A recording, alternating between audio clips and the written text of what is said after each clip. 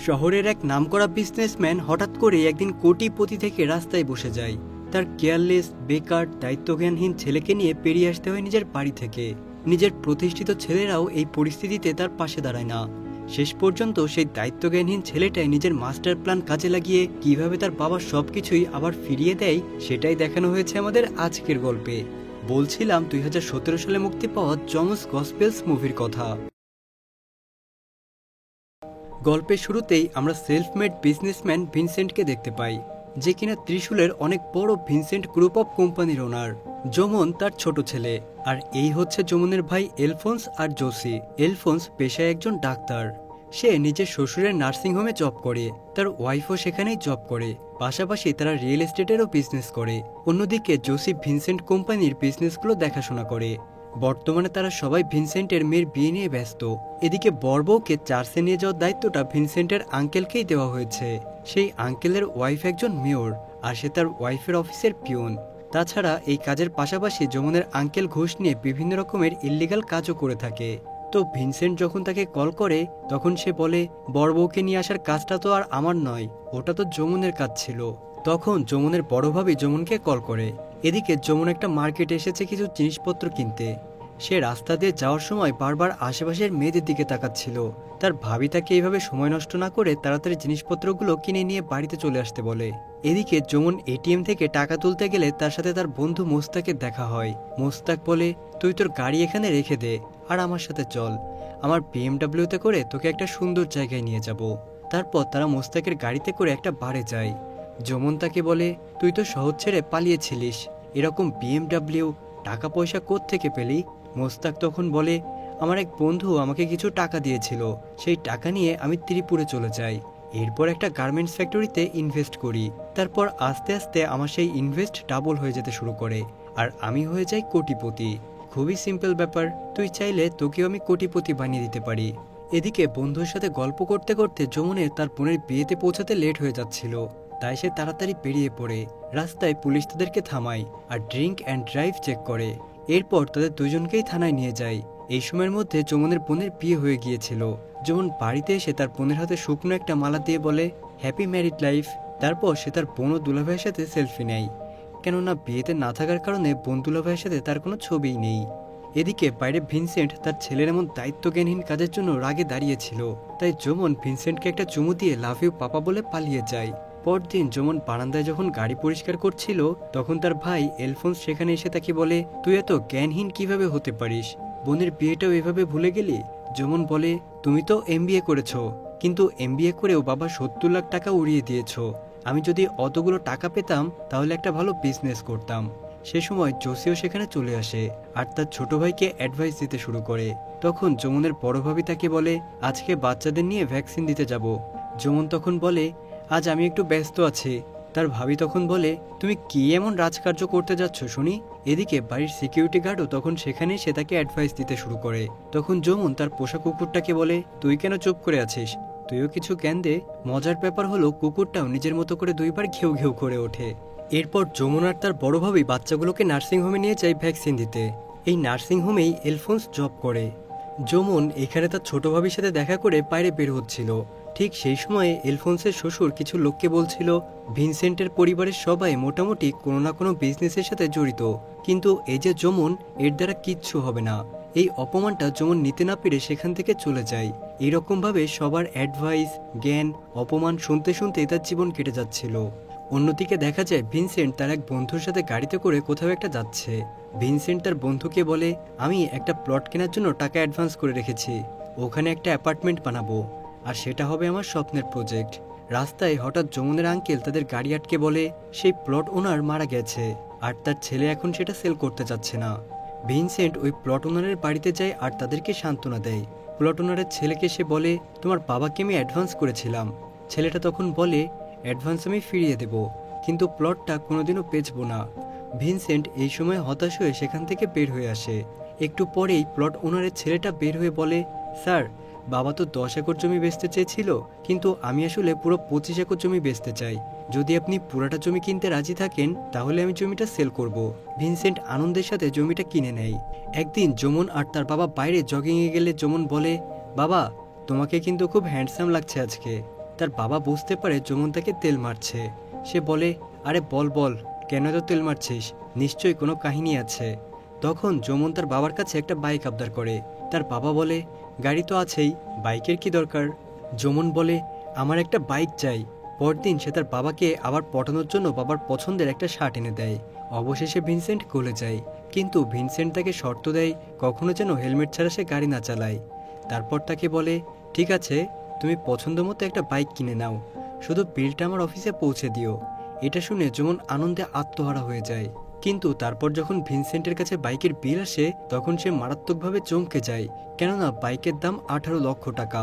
যমুন যখন বাড়ি ফিরে আসে তখন সবাই তাকে রাগ করতে থাকে আর বলতে থাকে, এত এক্সপেন্সিভ বাইক কেনার কি দরকার ছিল।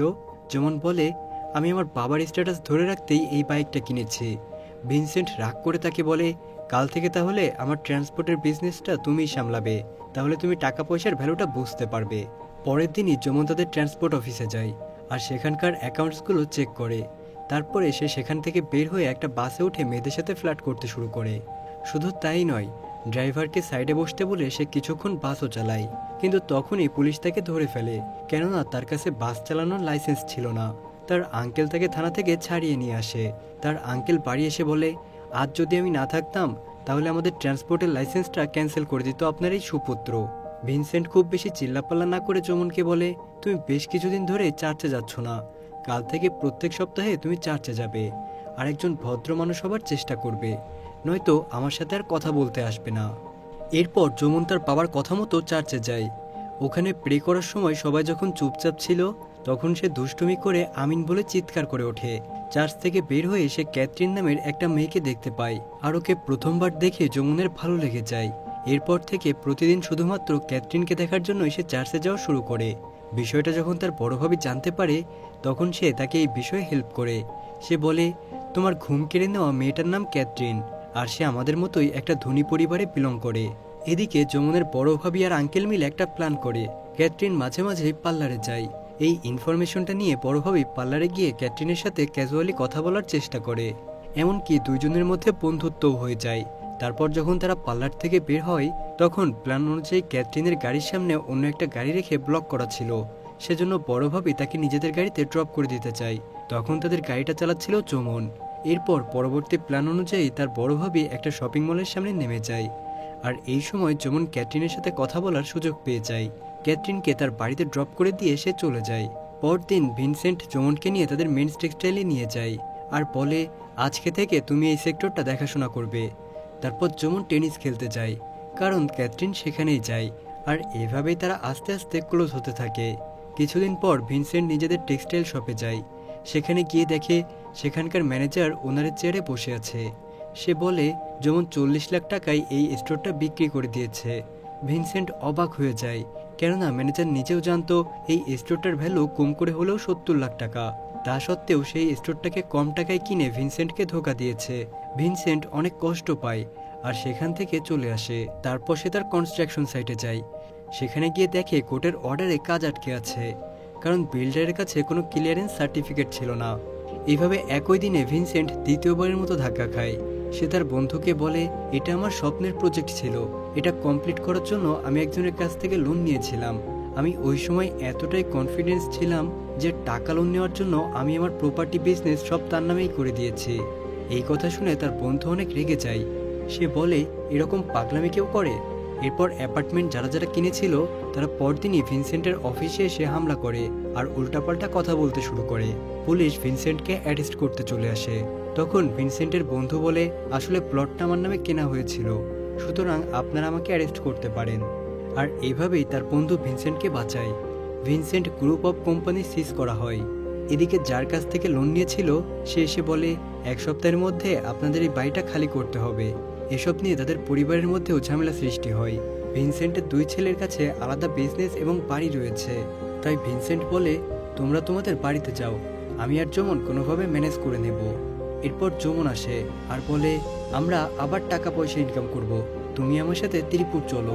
ভিনসেন্ট প্রথমে তার উপর রাগ করে, কেননা সে ভুলভাল খরচ করে টাকা উড়িয়ে দিয়েছে। তবুও সে রাজি হয়ে যায়।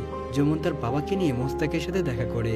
যমুন বলে, আমি বাইকটা বেচে দিয়েছি আর সেই সাথে টেক্সটাইল শপের টাকাটা দিয়ে আমি আর মোস্তাক একটা গার্মেন্টসের বিজনেস শুরু করেছি। নিজের ছেলের মধ্যে হঠাৎ করে এমন পরিবর্তন লক্ষ্য করে ভিনসেন্ট অনেক খুশি হয়ে যায়। ভিনসেন্টের মনে হয় সে সবকিছুই আবার আগের মতো করে ফেলতে পারবে। এভাবেই তাদের জীবন চলতে থাকে। একদিন যমন অফিসে গিয়ে দেখে তার টেবিলে প্রচুর বিল পড়ে রয়েছে। সেগুলো দেখে যমন চমকে যায়। জানা যায় মোস্তাক বিজনেসের নামে অনেক খরচ করে যাচ্ছিল। অর্ডার নেওয়ার জন্য সে যেখানে যেখানে যেত সেখানে লাক্সারি হোটেল ছাড়া থাকতো না, আর খুব কস্টলি গাড়ি ভাড়া নিত। এখন এই ভারী ভারী বিলের কারণেই তাদের এই ছোট্ট বিজনেসটা বন্ধ হয়ে যেতে চলেছে। যমন এবার এতটাই ক্ষেপে যায় যে মোস্তাককে মারতে চলে যায়। মারতে মারতে সে বলে, তুই আমার জীবনটাই বরবাদ করে দিলি। মোস্তাক বলে, ভাই আমি তোকে সবকিছুই বলতাম। যমন আরও রেগে যায়, কিন্তু সে আর কিছু না বলে চলে আসে। বাড়িতে এসে সে তার বাবাকে কিছুই জানায় না। তারপর একদিন সে তার ভাইদের কাছ থেকে সাহায্য চাওয়ার জন্য যায়। তখন তার বড় ভাবি বলে, তুমি বাবাকে নিয়ে এখানে আসো, আমরা কিছু করার চেষ্টা করব। যমন বলে, আমি জানি তোমরা তার কাছ থেকে প্রতিটা সিগারেটের হিসেব চাইবে, তারপর একদিন তাকে কোনো বৃদ্ধাশ্রমে পাঠিয়ে দেবে। তোমাদের তো এই প্রপার্টির সাথে সম্পর্ক, তোমরা চিন্তা করো না, বাবা আমার সাথেই থাকবে। এই বলে যমন সেখান থেকে বের হয়ে যায়। তারপর সে ক্যাথরিনকে কল করে। ক্যাথরিন তাকে নিজের বাড়িতে ডাকে। প্রথমে যমন যেতে রাজি হয় না, কিন্তু ক্যাথরিন অনেক রিকোয়েস্ট করায় সে রাজি হয়ে যায়। তারপর সে ক্যাথরিনের বাড়িতে যায়। ক্যাথরিনের বাবা সেখানে বসে থাকলেও যমনের সাথে কোনো কথা না বলে নিজের মতো গেম খেলতে থাকে। এদিকে ক্যাথরিনের মা ক্যাথরিনকে ভেতরে নিয়ে গিয়ে বলে, এই ছেলেটাকে ভুলে যাও, এর পুরো পরিবার দেনায় ভুগছে, আর এই ছেলেটা শুধুমাত্র টাকার জন্যই তোমার পিছে পড়ে আছে। এইসব কথাগুলো যমন শুনে ফেলে।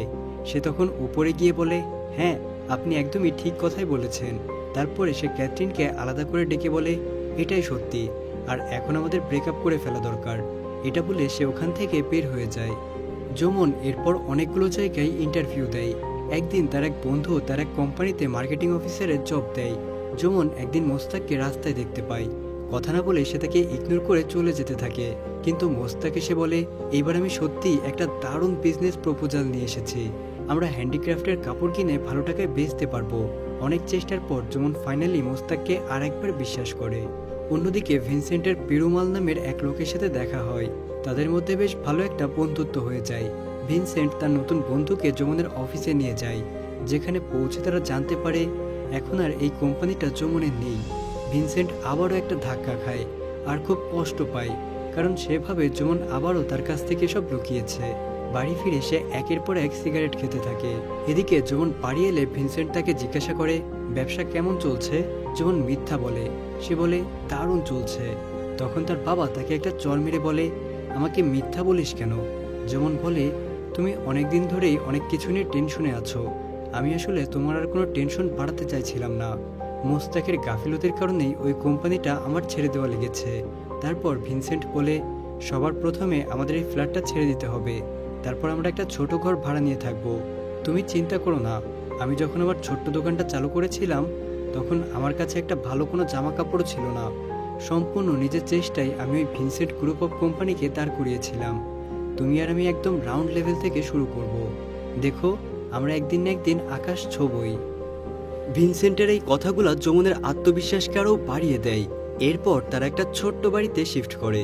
কিছুদিনের মাথায় যমন একটা বড় কোম্পানির কাছ থেকে অর্ডার পায়, কিন্তু কাজটা করার জন্য যে টাকার প্রয়োজন সেটা চেক সে পায় না। তার কাছে ইন্টারনেট ছিল না যে সে মেল করবে। সেজন্য সে ওই কোম্পানিতে গিয়ে তাদের কাছ থেকে ওয়াইফাই পাসওয়ার্ডটা চায়, যেন সে তাদেরকে মেল করতে পারে। কিন্তু অ্যাকাউন্টেন্ট ভাইদি পাসওয়ার্ড দেয় না, কেননা যমন এই কোম্পানির কোনো স্টাফ না।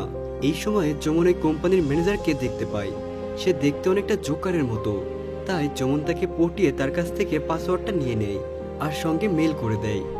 তারপরে সে ভাইদের কাছে গিয়ে বলে, ম্যাডাম, নিজের নামের সাথে 1 2 3 4 এর মতো পাসওয়ার্ড কিন্তু নিরাপদ না, পাসওয়ার্ডটা চেঞ্জ করে ফেলবেন, আর যদি কোনো সেলসম্যান আসে তাহলে তাকে পাসওয়ার্ডটা দিন। এটা বলেই সে ওখান থেকে চলে যায়। মোস্তাক এবার যমনকে নিজেদের ফ্যাক্টরিতে নিয়ে যায়।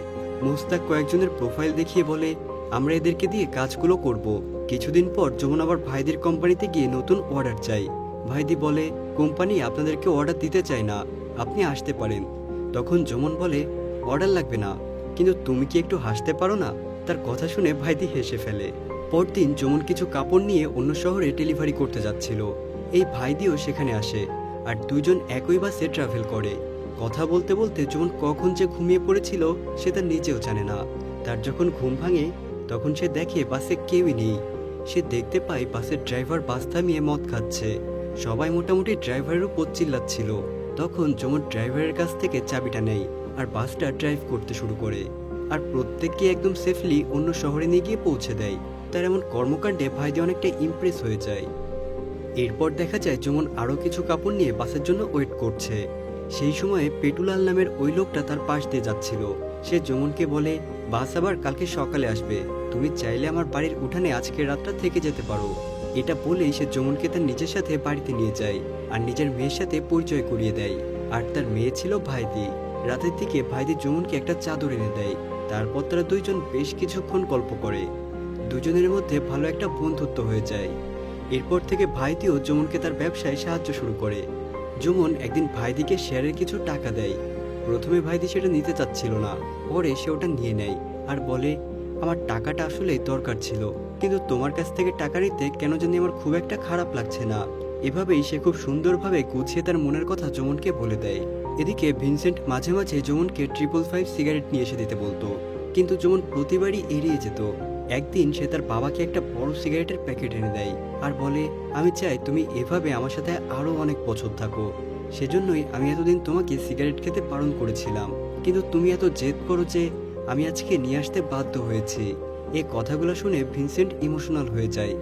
সাথে সাথেই সে তার ছেলেকে প্রমিস করে যে সে আর কোনোদিনও সিগারেট খাবে না। তো একদিন ভাইদের কোম্পানির এক মহিলা ক্লায়েন্ট তাদের অফিসে আসে। সে আসলে খুঁটে খুঁটে কাজের ভুল বের করে। ভাইদি এই ব্যাপারে যমুনের কাছে হেল্প চায়। এরপর তারা দুইজন সেই ক্লায়েন্টকে তাদের গ্রামে ঘুরতে নিয়ে যায়। সে মহিলাকে তারা তাদের কালচারের ব্যাপারে বোঝায়। সেই মহিলার এগুলো খুবই ভালো লাগে। সে ভাইদিকে একটা দামি রিং গিফট করে। শুধু তাই নয়, সে যমুনকে একটা বড় অর্ডার দেওয়ার প্রতিশ্রুতি দেয়, যেটা কমপ্লিট করতে হলে যমুনের বেশ কিছু টাকার দরকার। সে লেবারদের সাথে কথা বলে আর তাদেরকে বলে, আপনারা যদি আমার জন্য এই কাজটা করে দেন তাহলে আমি 1 মাসের মধ্যে আপনাদেরকে পেমেন্ট করে দেব, আমি আপনাদেরকে কথা দিচ্ছি। লেবাররা যমুনের কথায় ভরসা পায়। তারা রাজি হয়ে যায় আর একদম সঠিক সময়ের মধ্যে তারা কাজটা কমপ্লিট করে দেয়। ক্লায়েন্ট যমুনের প্রোডাক্টে অনেক খুশি হয়ে যায় আর সঙ্গে সঙ্গে তাদের পেমেন্টটা দিয়ে দেয়। তার দেওয়া কথা মতো সে সব লেবারদেরকে পেমেন্ট করে নিজের বাবার সাথে দেখা করতে যায়। আর সে তার বাবাকে বলে, বন্ধক রাখা বাড়িটা আমি আবার ফিরিয়ে এনেছি বাবা। পরদিন বাবা ছেলে তাদের সব জিনিসপত্র প্যাক করে সেখান থেকে বের হয়ে যায়। ভিনসেন্ট নিজের ছেলের এই কাজে খুবই গর্ববোধ করছিল। সে পেরুলাল আর ভাইদিকে ধন্যবাদ জানায়। যমন সবাইকে ভাই বলে, কিন্তু ভাইদিকে কিছু না বলে সেখান থেকে চলে যায়। ভিনসেন্ট বলে, তুমি কিন্তু এটা ঠিক করলে না, সেই মেয়েটা সেখানে দাঁড়িয়েছিল, কিন্তু তুমি তার সাথে একটাও কথা বললে না।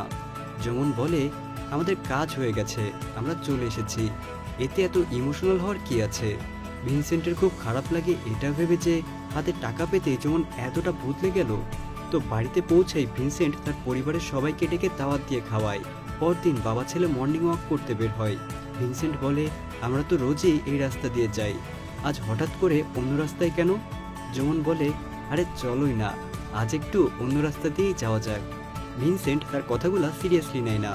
সে যমনের সাথে হাঁটতে থাকে। তখন সেখানকার একটা বাড়ির গেট খুলে সেখানে পেরুলাল আর ভাইদি দাঁড়িয়ে ভিনসেন্টকে গুড মর্নিং জানায়।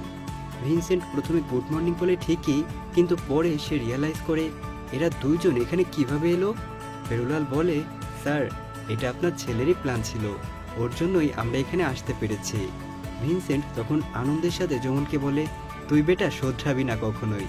এটা বলেই সে যমনকে তাড়া করে। আর এরকম একটা হ্যাপি এন্ডিংয়ের সাথে সাথেই আমাদের আজকের গল্পটা এখানেই শেষ হয়ে যায়।